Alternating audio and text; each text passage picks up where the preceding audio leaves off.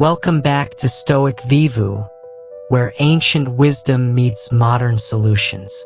If you watched our previous video about building mental strength through internal mastery, you now understand how to wake up with purpose, stay calm under pressure, and take control of your thoughts and reactions. That foundation was essential because today we're moving to the next level. How to apply that internal discipline to earn genuine respect from the people around you.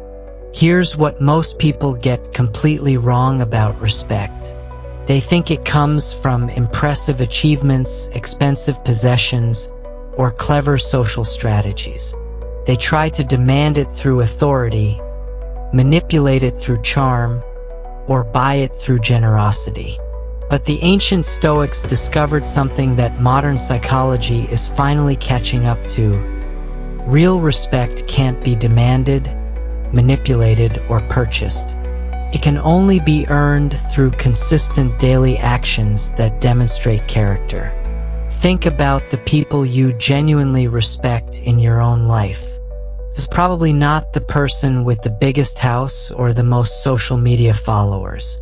It's likely someone who keeps their word consistently, handles difficult situations with grace, contributes value without seeking credit, and maintains their principles even when it's inconvenient. These aren't accidental qualities.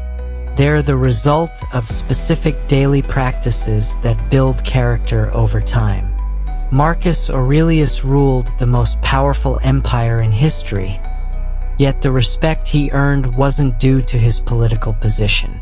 Seneca managed enormous wealth and influenced emperors, but his lasting reputation comes from his wisdom and character.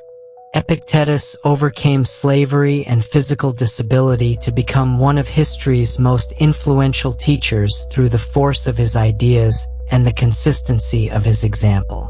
What these three men shared wasn't external advantages. It was a systematic approach to daily living that naturally generated the respect and admiration of others. Today, you're going to learn 7 specific habits that transform how people perceive and interact with you. These aren't manipulation techniques or impression management strategies. They're character-building practices that create the foundation for genuine influence, meaningful relationships, and lasting professional success. Each habit builds on the internal mastery you've been developing, but focuses on your external interactions with the world. You'll discover how to release the psychological baggage that drains your energy and affects your relationships. You'll learn why successful people focus on daily processes rather than distant goals, and how to protect your most valuable resource while contributing generously to others. We'll explore the counterintuitive approach to giving your best work without keeping score, the crucial importance of consciously choosing your social environment, and why consistency beats intensity in building both competence and trustworthiness. Finally, you'll master the art of taking immediate action rather than waiting for perfect conditions. The respect you earn through these practices isn't the kind that depends on your job title, bank account, or social status. It's the deeper recognition that comes when people experience your reliability, integrity, and genuine contribution to their lives and communities. This is the kind of respect that opens doors, creates opportunities, and builds the relationships that make life both meaningful and successful. Let's begin with the practice that creates space for everything else. Habit 1. Let go of what holds you back. You're sitting in a coffee shop in downtown Seattle, and you run into your former business partner who left your startup 3 years ago, taking 2 key employees and several important clients with him. The moment you see him, you feel that familiar knot in your stomach, the surge of anger and resentment that you thought you'd moved past. Your mind immediately starts replaying the betrayal, the late-night arguments, the financial stress his departure caused. Even though you've built a successful business since then, this 5-minute encounter threatens to ruin your entire afternoon and drag you back into emotional patterns that serve no useful purpose in your current life. This scenario captures one of the most destructive habits that prevents people from earning genuine respect: carrying emotional baggage from past disappointments, betrayals, and failures. When you hold on to grudges, regrets, and resentments, you're not just preserving memories of what happened. You're allowing past events to control your present emotional state and future possibilities. People instinctively recognize when someone is carrying this kind of psychological weight, and it affects how they perceive your judgment, stability, and leadership potential. Marcus Aurelius understood this principle deeply, which is remarkable when you consider what he endured. As Roman emperor, he dealt with military betrayals, political conspiracies, personal losses, and the devastating Antonine Plague that killed millions of his citizens. He had legitimate reasons to harbor resentment against specific individuals who had wronged him and grief about circumstances beyond his control. Yet in his private journal, he wrote something that reveals the secret to emotional freedom. How much trouble he avoids who does not look to see what his neighbor says or does, but only to what he does himself. Here's what Marcus discovered about the nature of holding onto negative experiences. When you maintain grudges or regrets, you're essentially allowing people who may no longer even be in your life to continue influencing your daily emotional state. Every time you replay that betrayal, rehearse that argument, or ruminate on that missed opportunity, you're giving your mental energy to situations you cannot change instead of directing it toward opportunities you can create. Think about how this works in your own experience. When you're harboring resentment against someone, notice what happens during conversations with other people. Part of your attention is always occupied with the grievance you're carrying, which means you're not fully present for new relationships and opportunities. When you're replaying past failures or missed chances, you're using your imagination to reinforce disappointment rather than to visualize solutions and possibilities. This divided attention is something others can sense, even when they can't identify exactly what's causing it.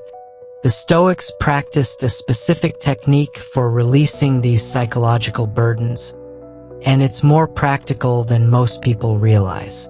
They called it the discipline of acceptance, which doesn't mean passive resignation or pretending that harmful things didn't happen. Instead, it means recognizing that your continued emotional investment in past events is a choice you're making in the present moment. And it's a choice that's preventing you from fully engaging with current opportunities. Here's the framework Marcus used that you can apply starting today. When you notice yourself getting emotionally activated by memories of past disappointments or current situations that remind you of previous hurts, ask yourself 3 questions that shift your focus from victimhood to agency. First, what am I hoping to accomplish by holding on to this?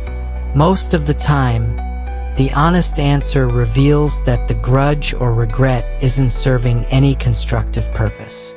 It's not preventing similar problems, it's not teaching anyone a lesson, and it's certainly not improving your current circumstances. Second, ask yourself, what would I do differently if I completely released this emotional attachment to what happened? This question helps you identify the opportunities and actions that your resentment might be blocking. Maybe you'd be more open to collaborative projects if you weren't afraid of being betrayed again. Perhaps you'd take more creative risks if you weren't carrying the disappointment of past failures. Possibly you'd be more emotionally available in your current relationships if you weren't still processing hurt from previous ones. Third, ask yourself, how can I honor what I learned from this experience without carrying its emotional weight? This is where the Stoic approach becomes brilliantly practical. You can extract the valuable lessons and wisdom from difficult experiences while releasing the anger, sadness, or regret that keeps you psychologically tied to them. You can remember that certain people are untrustworthy without maintaining active resentment toward them. You can acknowledge that some of your past decisions were mistakes without carrying shame that affects your current confidence. The ancient Stoics had a beautiful New Year's tradition that you can adapt for your own emotional housecleaning. They would write down all the grudges, regrets, and disappointments they were carrying, then burn the paper while visualizing the emotional weight dissolving like smoke. This wasn't magical thinking. It was a symbolic way of making a conscious decision to redirect their mental energy from past grievances toward present possibilities. People respect those who demonstrate emotional maturity by not allowing past hurts to influence their current behavior and decisions. When you interact with someone who isn't carrying grudges or constantly referencing past disappointments, you feel their full attention and presence. You sense that they're engaging with you based on the current situation rather than through the filter of previous negative experiences. This creates trust and opens possibilities for deeper connection and collaboration. The practical application looks like this. Each week, identify one grudge, regret, or disappointment that you've been carrying and consciously choose to release your emotional attachment to it. This doesn't mean forgetting the lessons it taught you or pretending it didn't matter. It means deciding that you will no longer allow this past experience to influence your present emotional state or future decisions. Write down what you learned from the situation, acknowledge the wisdom it provided, and then symbolically release the emotional weight by destroying the paper or simply declaring your intention to move forward. Marcus Aurelius put this perfectly when he wrote, "Confine yourself to the present." He wasn't suggesting that you ignore the past or avoid planning for the future. He was pointing out that your power exists only in the present moment, and when you keep part of your attention trapped in past grievances, you diminish your effectiveness in current situations. This practice of emotional release creates the mental space and energy needed for the next crucial habit that distinguishes respected people from those who remain frustrated by their circumstances. Habit 2. Focus on your daily process, not your goals. You're at your desk in Miami on a Monday morning, staring at a vision board filled with ambitious targets for the year. Lose 30 pounds? Get promoted to senior manager, save $50,000, write a novel.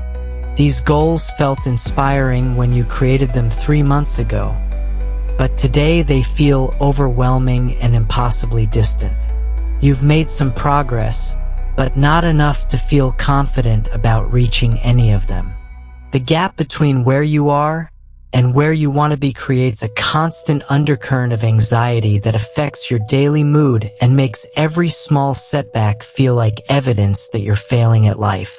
This scenario reveals one of the most counterintuitive insights about achievement that the Stoics discovered over 2,000 years ago. And it's the opposite of everything most success books teach you. The people who accomplish the most remarkable things don't spend their mental energy focused on outcomes they cannot control. Instead, they develop what Seneca called the discipline of action, which means directing all your attention toward the daily processes that compound over time into extraordinary results. Here's why goal obsession actually reduces your effectiveness and diminishes the respect others have for your judgment and reliability.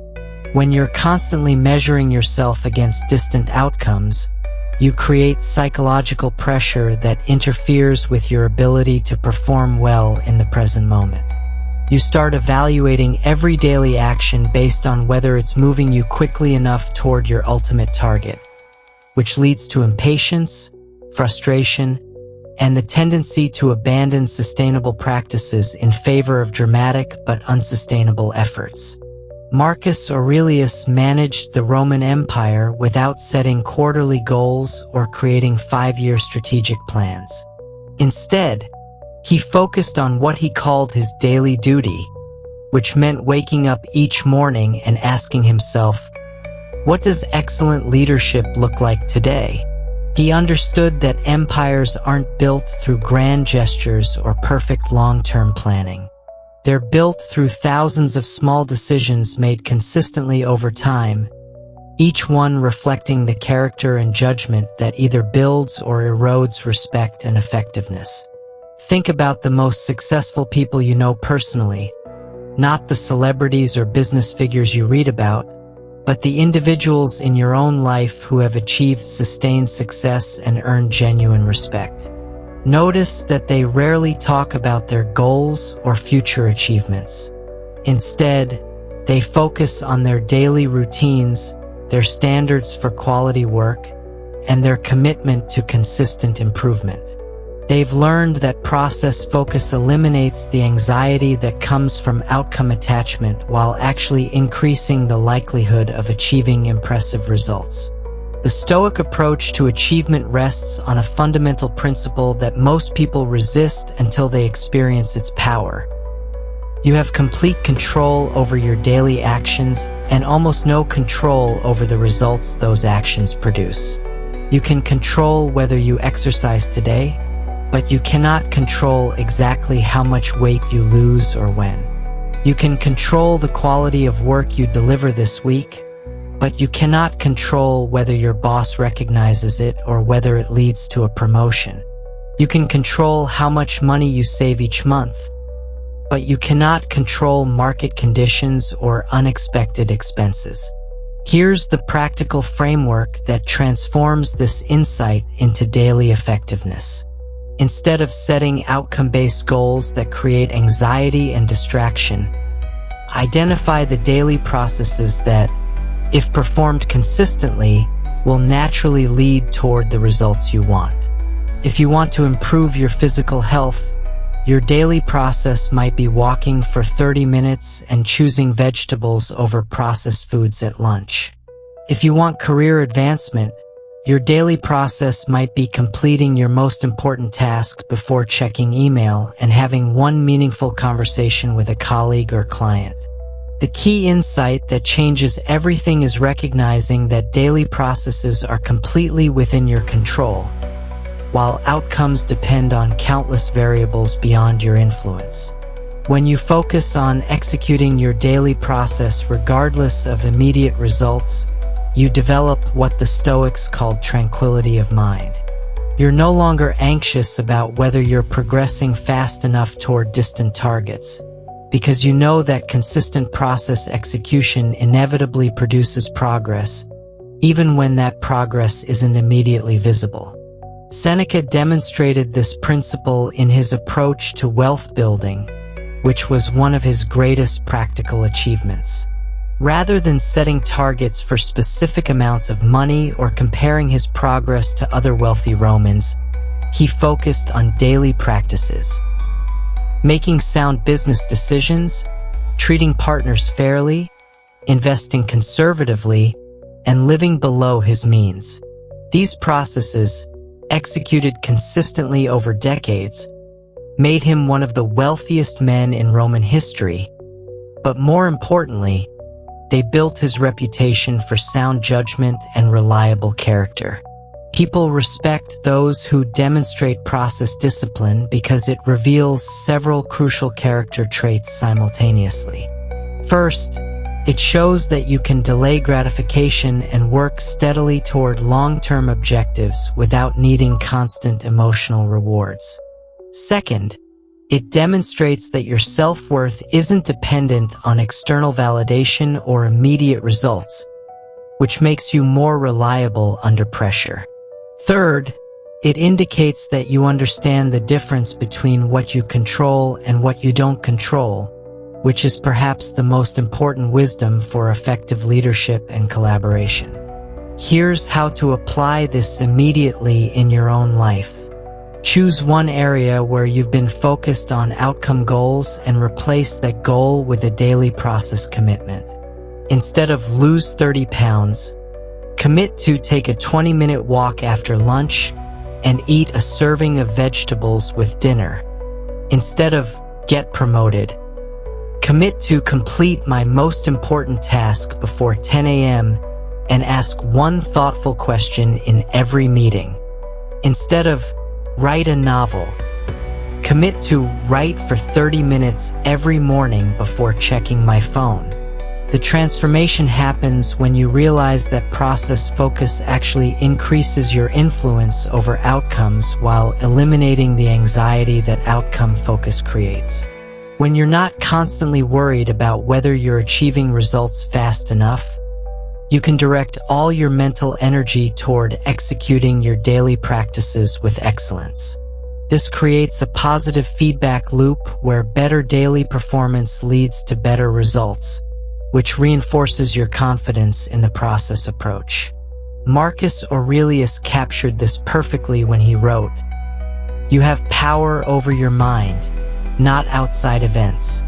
Realize this, and you will find strength."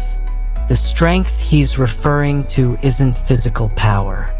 It's the psychological stability that comes from knowing that your daily actions are building toward meaningful progress, regardless of how quickly that progress becomes visible to others or even to yourself. This foundation of process-focused reliability creates the perfect conditions for developing the next crucial habit that protects your most valuable resource while maintaining the relationships that matter most. Habit 3. Protect your time like your life depends on it. You're in your office in Dallas at 2 p.m. on a Thursday, trying to finish a presentation that's due tomorrow morning, when your phone buzzes with a text from an acquaintance asking if you can review their resume. Your email shows 14 unread messages, including 3 that aren't urgent but require thoughtful responses. Your colleague stops by your desk to ask a quick question that turns into a 15-minute conversation about weekend plans. By 4 p.m., you've made almost no progress on your presentation, and you're starting to panic about working late again. You feel busy, stressed, and behind, but when you honestly examine how you spent your day, you realize that most of your time went to other people's priorities rather than your own important work. This scenario illustrates one of the most crucial distinctions between people who earn respect and those who remain perpetually overwhelmed. The difference isn't intelligence, talent, or even work ethic. It's the understanding that your time and attention are finite resources that must be protected as carefully as you would protect your money, your health, or your most valuable possessions.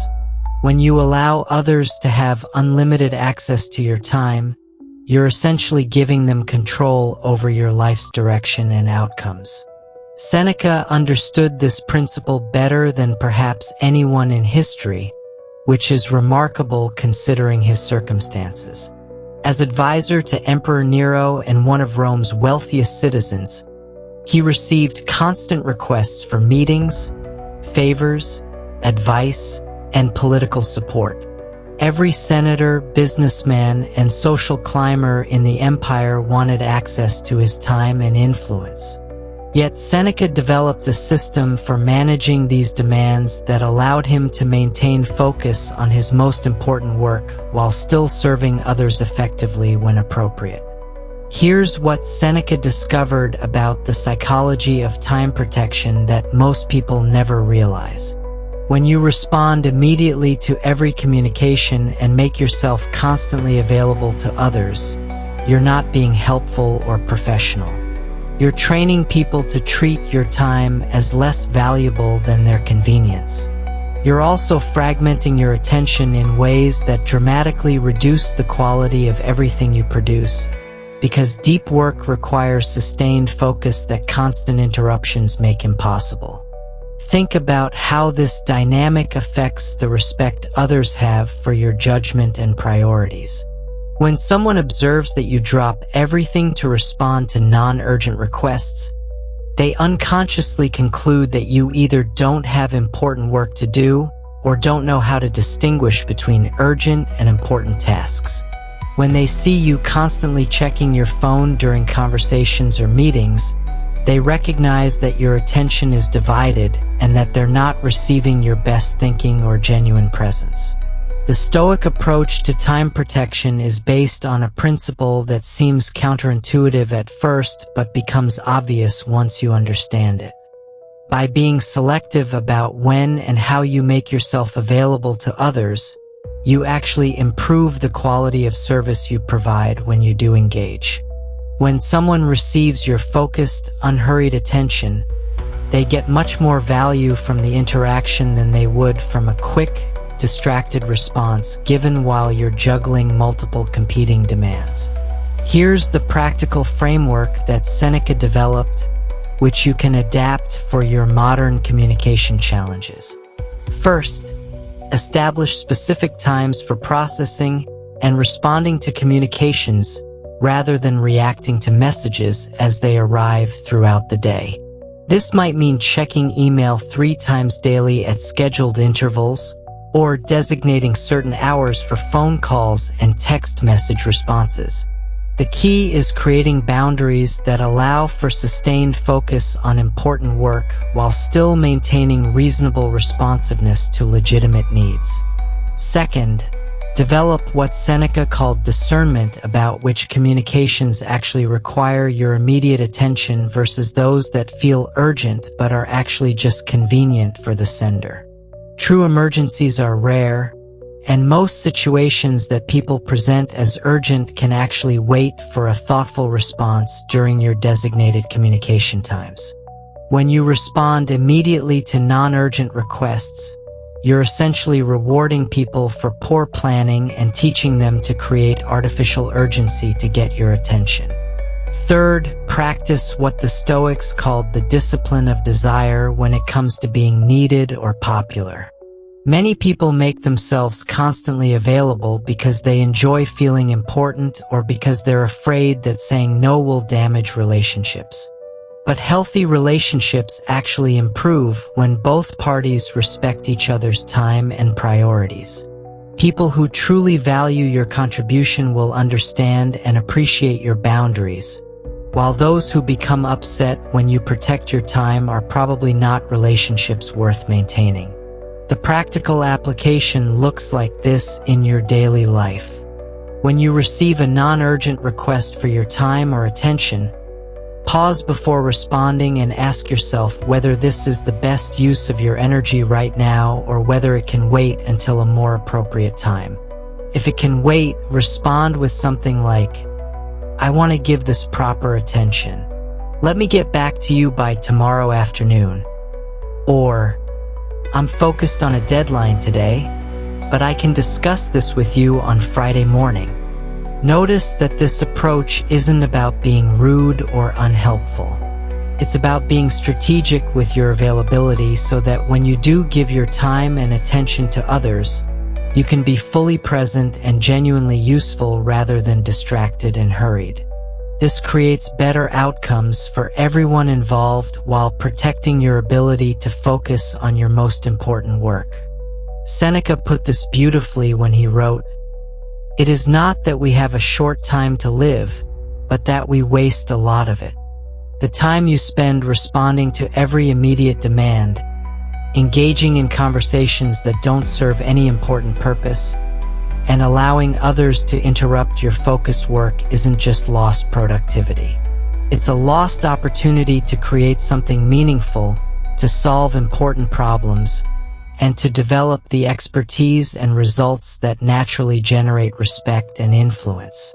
People respect those who demonstrate that they value their own time appropriately because it indicates several important character traits. It shows that you have clear priorities and the discipline to maintain them under pressure. It demonstrates that you understand the difference between being busy and being effective. Most importantly, It reveals that you have important work to do and the judgment to protect the conditions necessary for doing it well. This foundation of strategic availability creates the perfect conditions for developing an even more powerful approach to service and contribution that builds lasting respect and influence. Habit 4. Give your best without keeping score. You're working late on a Friday evening in your office in Chicago, putting the finishing touches on a proposal that could save your company significant money and improve efficiency for your entire department. As you refine the presentation, you find yourself thinking about the recognition this work might bring. Maybe your boss will mention it in the next team meeting, perhaps it will be noted in your performance review, or possibly your colleagues will finally acknowledge how much extra effort you consistently put into your projects. These thoughts feel natural and motivating, but they're also setting you up for disappointment and resentment that will ultimately damage both your effectiveness and the respect others have for your character. This mental pattern reveals one of the most subtle but destructive habits that prevents people from earning genuine respect and lasting influence. When you contribute excellent work while maintaining an internal scorecard of the recognition, gratitude, or rewards you expect in return, you're turning every act of service into a transaction. This creates a psychological dependency on external validation that not only makes you vulnerable to disappointment but also changes the quality of your work and relationships in ways that others instinctively detect and find less compelling.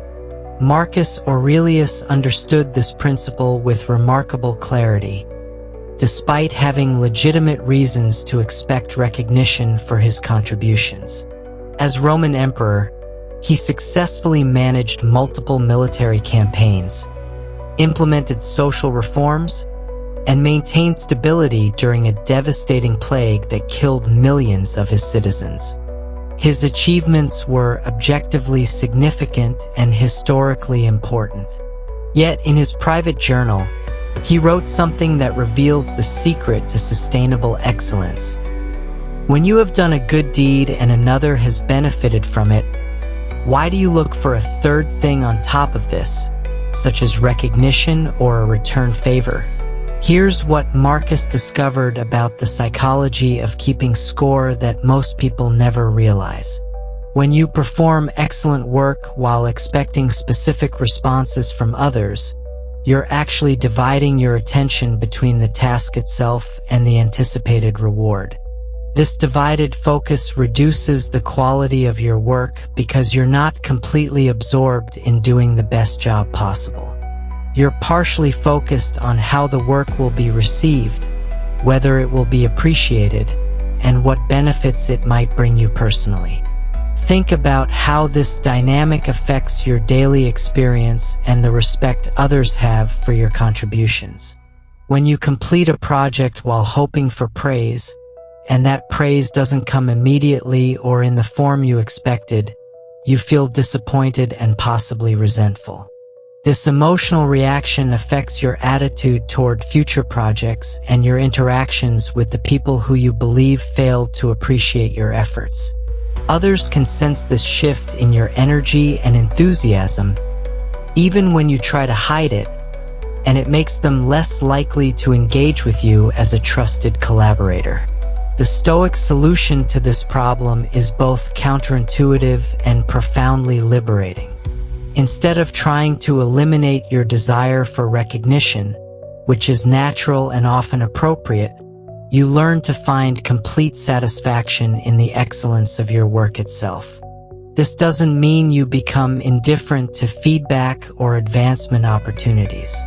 It means you derive your primary satisfaction from knowing that you did your best possible work, regardless of how others respond to it. Here's the practical framework that Marcus developed, which transforms how you approach every task and interaction. When you begin any project or offer help to someone, consciously remind yourself that the work itself is the reward. The opportunity to solve an interesting problem, to learn something new, to contribute to an outcome that matters, or to exercise your skills at the highest level is inherently valuable, independent of any external recognition it might generate. This shift in perspective requires understanding something fundamental about the nature of excellence and contribution. When you do genuinely outstanding work, you're developing capabilities, building experience, and creating value that benefits you regardless of whether anyone acknowledges it publicly. Every time you push yourself to deliver higher quality results than necessary, you're becoming more skilled, more knowledgeable, and more capable of handling complex challenges. These benefits compound over time and cannot be taken away from you, even if specific contributions go unrecognized. The deeper insight here is recognizing that scorekeeping actually reduces your influence and effectiveness over time. When people sense that you're contributing conditionally, based on the recognition or rewards you expect to receive, they become less likely to trust you with important responsibilities or to seek your input on crucial decisions. They unconsciously realize that your commitment might waver if you don't receive the appreciation you're looking for, making you a less reliable partner for significant projects. Consider how this applies to your relationships as well. When you help a friend, support a family member, or mentor a colleague while maintaining mental notes about their gratitude or reciprocal assistance, you're turning genuine care into a transaction. This changes the entire dynamic of the relationship and makes it less satisfying for both parties. People can intuitively sense when someone's kindness comes with unspoken expectations, and it makes them less comfortable accepting help or opening up about their challenges. The practical application begins with a simple but powerful daily practice. Before starting any task or offering any assistance, pause and ask yourself this question that Marcus asked himself constantly. Am I doing this because it's the right thing to do, or because of what I hope to get in return? If you discover that your motivation is partially or primarily transactional, consciously redirect your focus toward the intrinsic value of doing excellent work or helping someone who needs support. Marcus captured this perfectly when he wrote, "In the morning when thou risest unwillingly, let this thought be present with thee. I am rising to the work of a human being. What have I to complain of, if I am going to do the things for which I exist and for which I was brought into the world?" He understood that excellent work and genuine service are their own rewards, and that external recognition, while pleasant when it occurs, is unnecessary for satisfaction and fulfillment. People respect those who demonstrate this approach because it reveals several crucial character traits simultaneously. It shows that your motivation comes from internal standards rather than external validation, making you more reliable under pressure. It demonstrates that you find genuine satisfaction in excellence itself, indicating mature values and perspective. Most importantly, it reveals that you can be trusted to do your best work even when no one is watching or keeping track, which is perhaps the most valuable quality in any collaborator or leader. This foundation of selfless excellence creates the perfect conditions for understanding how to consciously curate the influences that shape your character and daily decisions. Habit 5. Choose your circle like your life depends on it. You're scrolling through social media at 10 p.m. on a Tuesday night in your apartment in Portland, and your feed is filled with complaints about politics, dramatic personal updates from acquaintances you barely remember, and endless arguments about topics that won't matter next week.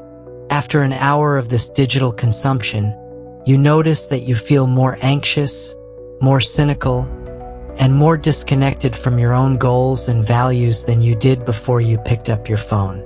What you're experiencing isn't just wasted time or mild entertainment. You're witnessing the invisible but powerful way that your social environment literally reshapes your thoughts, emotions, and character, often without your conscious awareness or permission.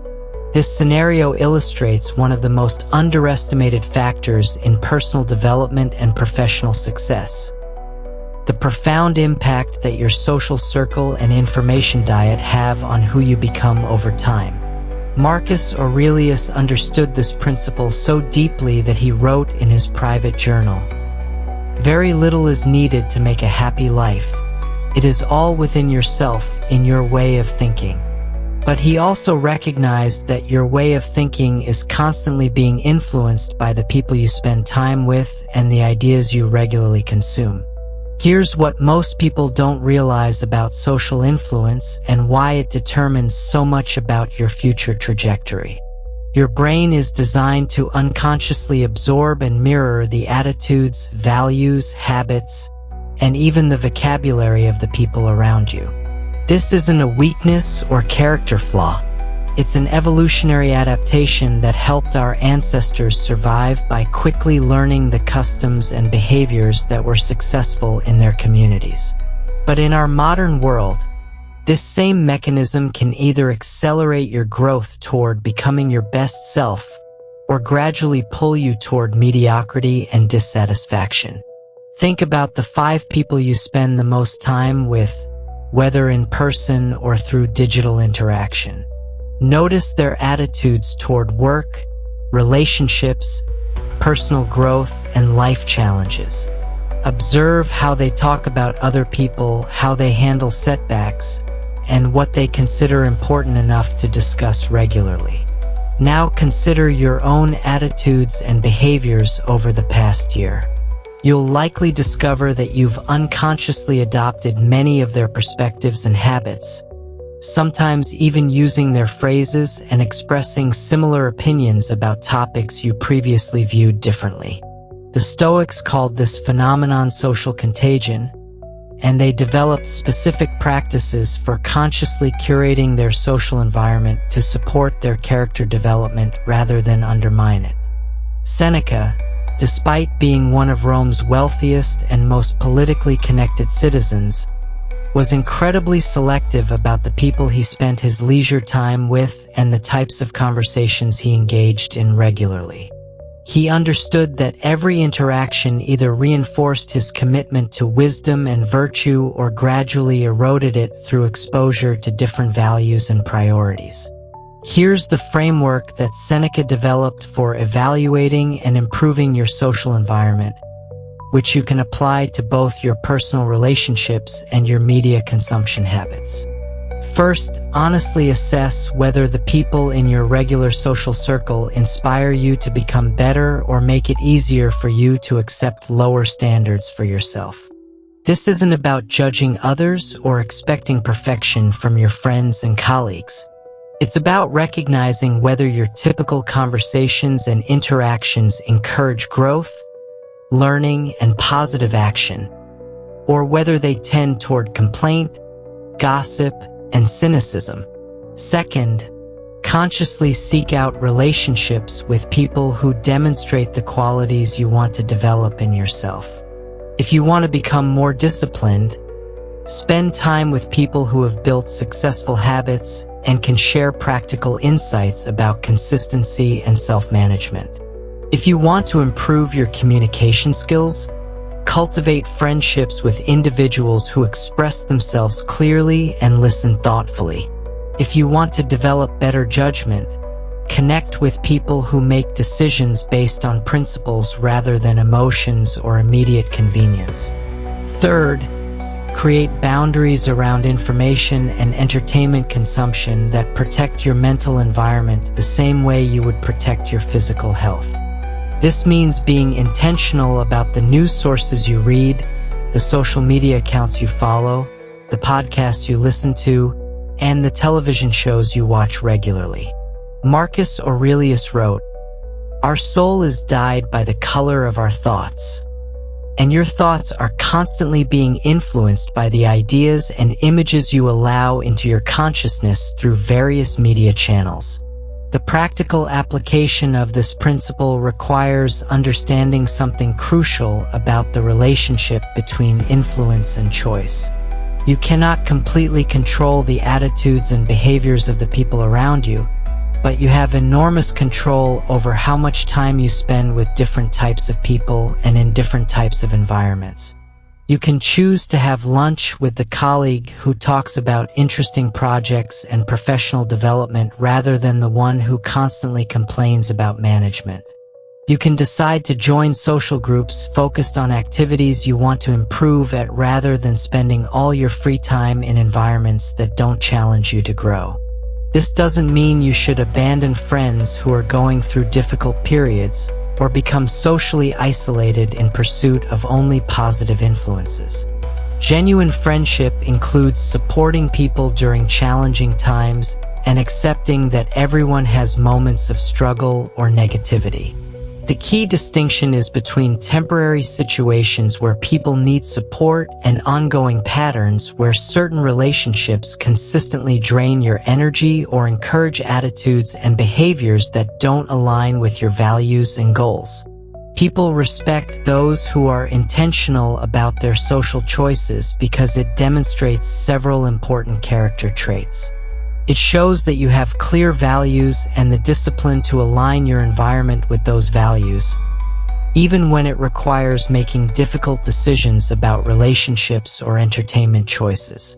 It indicates that you understand the connection between your environment and your personal development, revealing wisdom about how character is formed and maintained over time. The transformation happens when you realize that your social environment isn't something that happens to you randomly. It's something you create through thousands of small choices about where to spend your time, which conversations to engage in deeply, and what type of content to consume regularly. When you take responsibility for consciously designing your social and informational environment, you create conditions that naturally support the person you want to become rather than leaving your character development to chance. Essentially, this habit of conscious relationship and media curation creates the perfect foundation for understanding why consistency in daily effort produces better results than sporadic intense effort, both for building competence and earning lasting respect. Habit 6. Choose consistency over intensity every time. You're standing in your gym in Phoenix on a Monday morning in January, surrounded by dozens of new members who have made ambitious resolutions to transform their fitness this year. They're attacking the weights with impressive intensity, spending 2 hours doing elaborate workout routines they found online, and discussing their plans to exercise every single day for the next 12 months. By March, most of these same machines will be empty again. Not because these people lacked motivation or good intentions, but because they fundamentally misunderstood how lasting change actually works. They chose intensity over consistency, and intensity almost always burns out while consistency builds compound results that create genuine transformation. This pattern plays out in every area of life, from professional development to relationship building to skill acquisition. Most people believe that dramatic effort and passionate commitment are the keys to achieving impressive results, so they throw themselves into new endeavors with maximum energy and minimal sustainability planning. But the ancient Stoics discovered something counterintuitive about human nature and achievement. Modest, consistent effort sustained over long periods produces far superior results than sporadic intense effort, and it also builds the character traits that others recognize as reliability and trustworthiness. Seneca understood this principle through his own experience managing enormous responsibilities while maintaining his philosophical practice and writing. As one of Rome's wealthiest citizens and advisor to Emperor Nero, he could have approached his duties with either periodic bursts of intense effort or steady daily attention to his various roles and commitments. He chose consistency, developing what he called the discipline of daily practice, which meant showing up to his responsibilities with reliable effort regardless of his mood, energy level, or immediate motivation. Here's what Seneca discovered about the psychology of consistency that most people never realize. When you commit to doing something every day, even in a small way, you eliminate the mental energy that gets wasted on daily decisions about whether, when, and how much effort to invest. This decision fatigue is one of the hidden costs of intensity-based approaches to improvement. Every morning, you have to remotivate yourself, recommit to your goals, and overcome the resistance that comes from knowing that today's effort needs to be dramatic and exhausting. Think about how this dynamic affects both your results and the respect others have for your reliability. When you approach projects with intensity-based effort, your performance becomes unpredictable. Some days you produce excellent work because you're highly motivated and have significant energy available. On other days, you produce mediocre results because you're tired from previous intensive efforts or because your motivation has temporarily waned. People who work with you never know which version of your performance they're going to encounter, making you less trustworthy for important responsibilities. The Stoic approach to achievement emphasizes what Marcus Aurelius called the discipline of persistence, which means showing up consistently with steady effort rather than waiting for perfect conditions or peak motivation. This doesn't mean you never have periods of increased intensity or that you approach every task with identical energy levels. It means you establish sustainable baselines for important activities and maintain those baselines regardless of external circumstances or internal emotional states. Here's the practical framework that transforms this insight into daily effectiveness. Instead of making dramatic commitments that require perfect conditions to maintain, identify the minimum viable effort that you can sustain even during your busiest, most stressful, or least motivated periods. If you want to improve your writing skills, commit to writing for 15 minutes every morning rather than planning to write for 3 hours every weekend. If you want to strengthen relationships, commit to having one meaningful conversation with a family member each day rather than planning elaborate monthly activities that require significant time and energy. The key insight that changes everything is understanding that consistency builds both competence and character simultaneously. Every time you follow through on a commitment to yourself, especially when you don't feel like it, you're building what psychologists call self-efficacy, which is confidence in your ability to do what you say you'll do. This internal reliability becomes the foundation for external reliability. As others learn that they can count on you to maintain steady performance rather than cycling between periods of high output and periods of neglect or burnout. Consider how this principle applies to your professional reputation and career advancement. Colleagues and supervisors respect people who deliver consistent quality work more than those who occasionally produce brilliant results but are unreliable in their daily performance.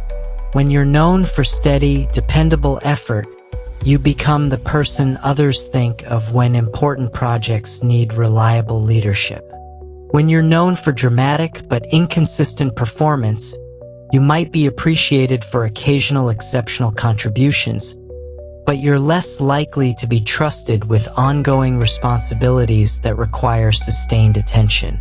The deeper psychological benefit of consistency over intensity is that it creates what Seneca called tranquility of effort.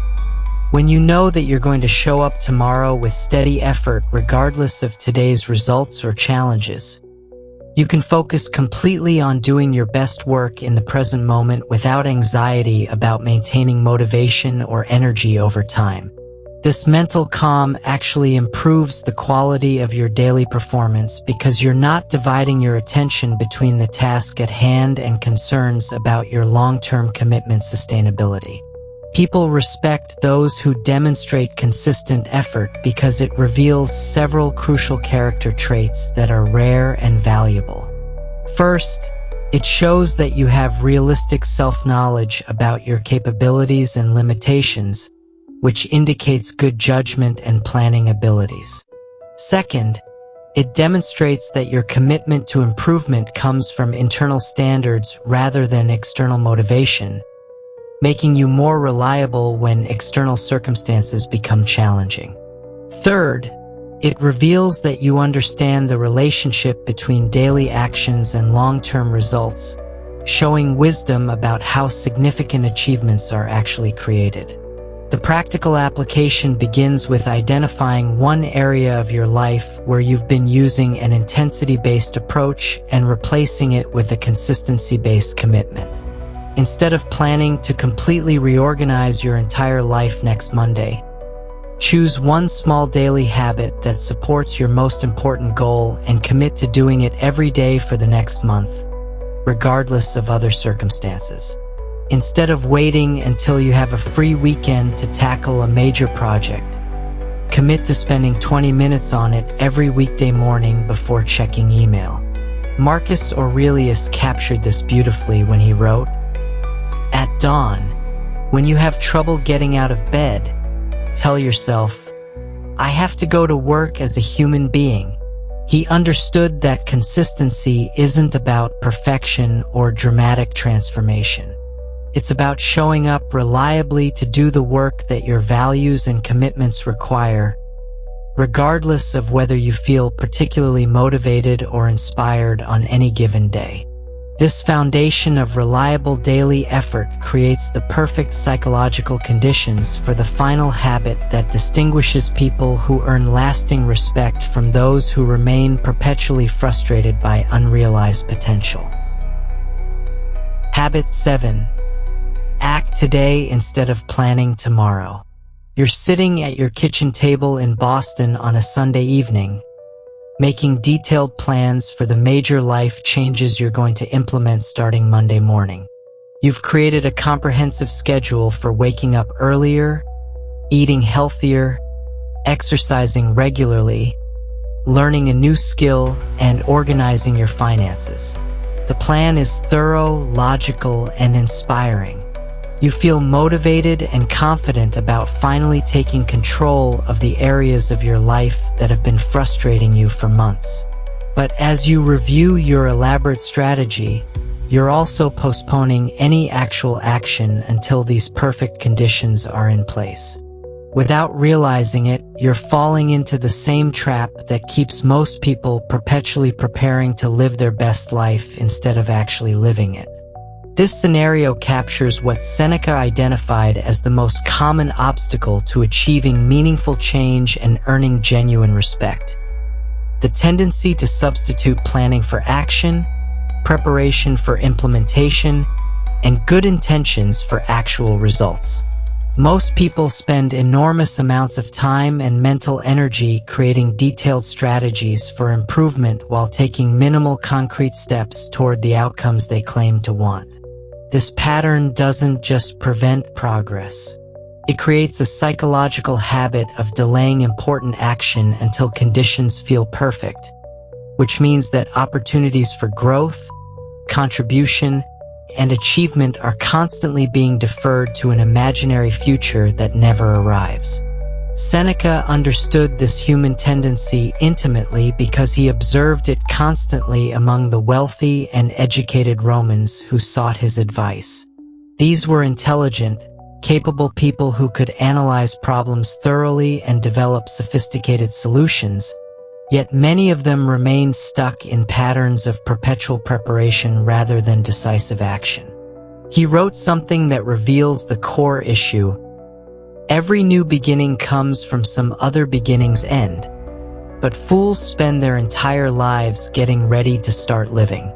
Here's what Seneca discovered about the psychology of delay that most people never recognize. When you spend extensive time planning future actions, you experience a psychological satisfaction that partially reduces your motivation to take immediate steps.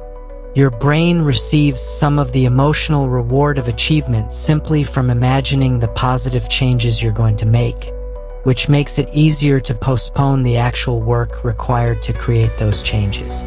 This mental trick provides temporary relief from the discomfort of recognizing gaps between your current situation and your ideal circumstances, but it prevents the real satisfaction that comes from tangible progress. Think about how this pattern affects the respect others have for your reliability and effectiveness. When you frequently discuss your plans, goals, and intentions without following through with consistent action, people begin to discount your statements about future commitments. They may nod politely when you describe your latest improvement strategy, but they stop taking these declarations seriously because they've learned that your planning rarely translates into sustained behavioral change. This erosion of credibility affects not just how others perceive your personal discipline, but also how much they trust your professional judgment and leadership potential. The Stoic approach to this problem is both simple and profound. Reduce planning time to the minimum necessary for intelligent action, then immediately begin implementing while conditions are imperfect and information is incomplete. This doesn't mean acting recklessly or ignoring obvious preparation that would improve your chances of success. It means recognizing that most situations provide enough information for meaningful first steps, and that taking those steps teaches you things that no amount of additional planning could reveal. Here's the practical framework that transforms this insight into immediate effectiveness. When you identify something you want to change or improve, give yourself a maximum of 15 minutes to plan your initial approach. Then take the first concrete action within 24 hours. If you want to improve your fitness, spend 15 minutes researching basic exercise routines, then go for a walk or do 10 push-ups today. If you want to advance your career, spend 15 minutes identifying potential networking contacts or skill development resources. Then send one email or sign up for one class today. The key insight that changes everything is recognizing that action provides better information than analysis in most real-world situations. When you actually attempt something, you quickly discover which aspects of your plan are realistic, which obstacles you hadn't anticipated, and which opportunities you couldn't have predicted through theoretical preparation. This experiential learning accelerates your progress far more effectively than additional planning, because it's based on reality rather than assumptions about how things should work. Marcus Aurelius demonstrated this principle constantly in his approach to imperial leadership. When faced with military threats, political challenges, or administrative problems, he gathered essential information quickly, developed basic strategic approaches, and then committed to decisive action rather than postponing important decisions until he had perfect knowledge of all variables. He understood that leadership requires making good decisions with incomplete information and adjusting course based on results rather than waiting for ideal conditions that rarely materialize. Consider how this applies to your daily opportunities for contribution and growth. When you see a chance to help someone, to solve a problem, or to learn something new, your first instinct might be to consider whether you have enough time, knowledge, or resources to do it perfectly. But this hesitation often causes you to miss opportunities that could have provided valuable experience and meaningful results even with imperfect execution. People respect those who take thoughtful action on incomplete information more than those who endlessly prepare for perfect performance. The practical application begins with identifying one area where you've been planning or preparing for longer than necessary and committing to taking the first concrete step today, regardless of whether conditions feel optimal. If you've been researching business ideas for months, register a domain name or create a simple website today. If you've been meaning to improve your relationship with a family member, call them or send a thoughtful message today. If you've been considering a career change, update your resume or apply for one position today. Seneca captured this perfectly when he wrote, "Nothing, to my way of thinking, is a better proof of a well-ordered mind than a man's ability to stop just where he is and pass some time in his own company." He understood that the ability to act decisively in the present moment, rather than constantly deferring important actions to future circumstances, is one of the most reliable indicators of both personal effectiveness and character strength. People respect those who demonstrate this bias toward action because it reveals several crucial qualities that are rare and valuable. It shows that you can tolerate uncertainty and imperfection while still moving forward, indicating emotional resilience and practical wisdom. It demonstrates that you understand the relationship between learning and doing, recognizing that experience teaches lessons that preparation cannot provide. Most importantly, it reveals that you can be trusted to convert good intentions into actual results, which is perhaps the most valuable trait in any personal or professional relationship. This commitment to present action rather than future preparation completes your foundation for earning genuine respect through character-based daily practices that speak louder than any words or intentions ever could. Are you ready for your new life of earned respect? You now possess the 7 external practices that transformed ordinary Romans into people whose character commands respect across centuries, and more importantly, you understand exactly how to apply them in your relationships, workplace, and daily interactions with the modern world. These aren't manipulation techniques or impression management strategies. They're character-building practices that naturally generate the genuine respect and influence that most people spend their entire lives seeking through less effective means. Think about the complete transformation you've learned across these videos. You've mastered the internal habits that build unshakable mental strength. Waking with purpose, maintaining emotional composure, staying intellectually humble, exercising self-command, committing to excellence, and directing your mental energy constructively. Now you've discovered the external practices that turn that inner strength into lasting respect. Releasing what holds you back, focusing on daily processes rather than distant outcomes, protecting your time strategically, contributing without keeping score, choosing your influences consciously, maintaining consistency over intensity, and taking immediate action rather than endless preparation. Notice how these habits work together to create a complete approach to character-based living. Your internal mastery provides the stable foundation for external effectiveness, while your external practices reinforce and strengthen your internal discipline. When you wake up with purpose and then spend your day contributing excellent work without expecting recognition, you build both self-respect and the respect of others simultaneously. When you stay calm under pressure and then choose consistency over dramatic gestures, you demonstrate reliability that people instinctively trust and want to support.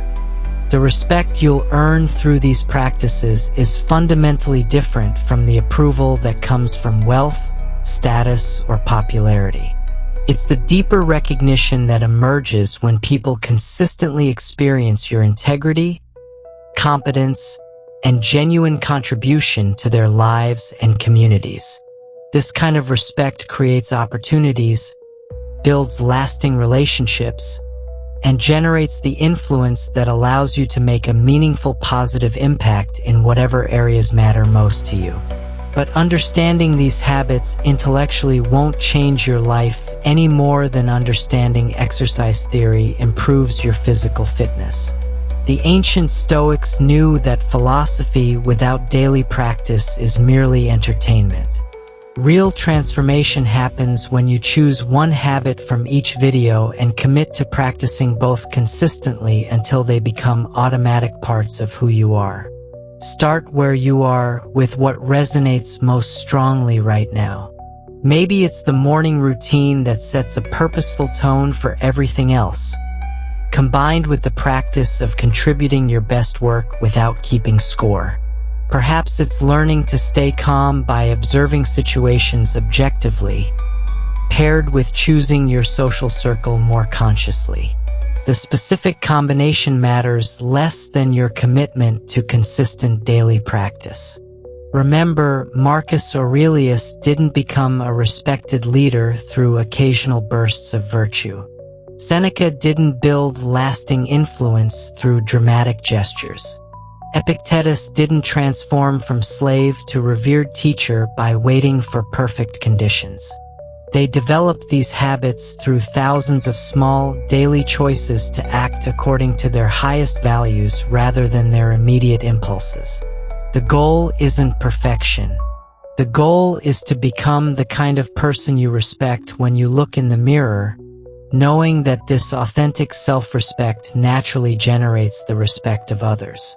Every time you choose purpose over comfort, contribution over recognition, or immediate action over endless preparation, you're becoming more like the person you're capable of being. If these habits have given you a clear path toward earning genuine respect through character rather than seeking approval through performance, then we've honored the legacy of these ancient teachers who believed that philosophy should transform how you live, not just how you think. Subscribe to Stoic Vivu for more practical wisdom that makes ancient insights work for modern challenges. Like this video if these 7 external practices will change how you engage with the world around you. Share it with someone who's ready to earn respect through character rather than seeking approval through achievement. The respect you build through these daily practices will serve you in every area of your life, and it starts with the choice you make right now about who you want to become today.